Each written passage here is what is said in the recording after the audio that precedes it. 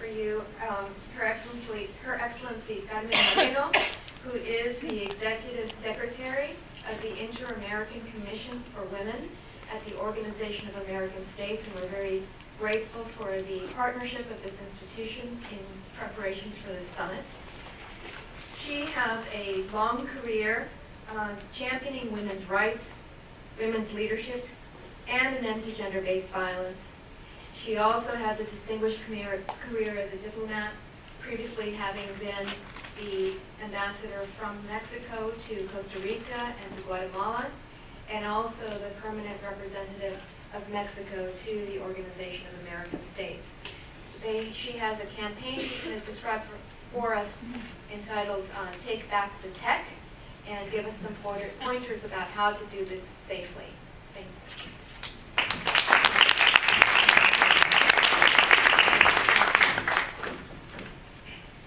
Well, first, good afternoon. Thank you very much for inviting me to share with you. I have listened carefully the whole day, and I am very impacted by one fact.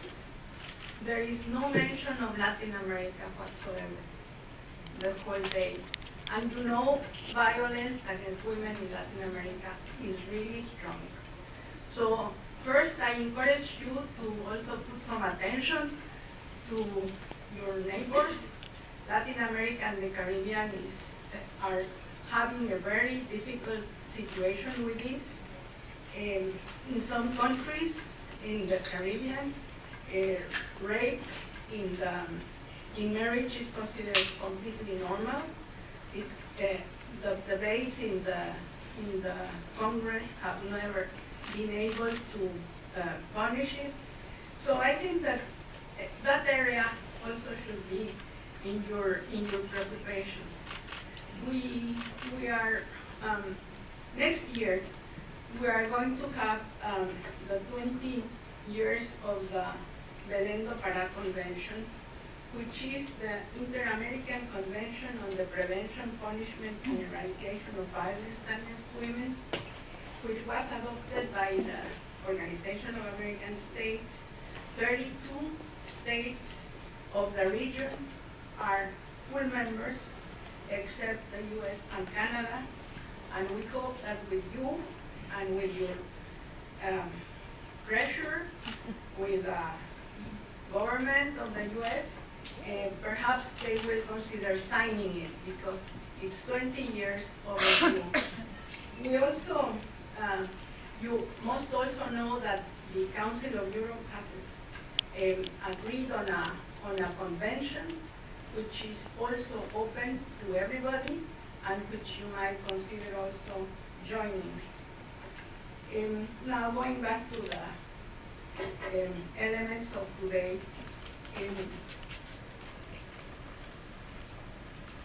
continuing and in some cases escalating violence lie in the gender norms and stereotypes that govern how most sectors of society think about, treat, portray, and evaluate women, as we have all seen. Women are invisible and they are disposable. The prevention of violence on the basis of effective education and communication initiatives is the one area that has been neglected in the implementation of the Belém do Pará Convention, although it is explicitly mentioned as one of the main responsibilities of the states parties.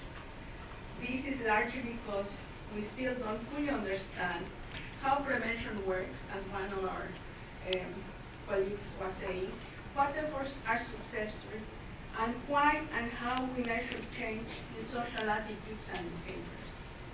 Social media presents us with both challenges and opportunities in the struggle to prevent and eliminate violence against women.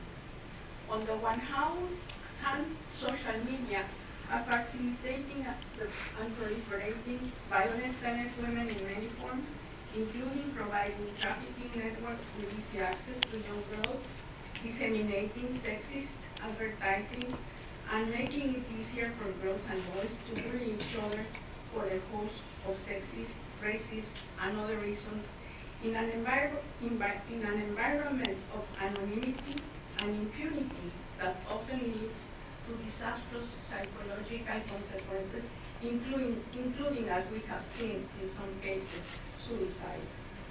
On the other hand, social media has also been harnessed by feminist, social justice, and human rights groups to spread messages of change, tolerance, acceptance, and non-violence to an increased number of people, as we have seen the morning.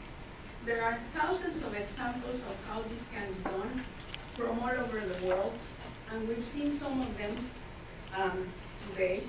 It is difficult to overstate the potential of social media used in the right way to change social and gender norms and contribute to ending violence against women. I think it is important to emphasize, however, that this has to be done in coordination with education and human rights and gender equality, non-sexist media guidelines, and zero tolerance for those who use traditional and social media as tools to oppress, violate, and harm women. The good practice I want to share today, the good practice, can you put the video, is Take Back the Tech, which is a collaborative campaign that takes place every year during the 16 days of activism against gender-based violence from November 25, the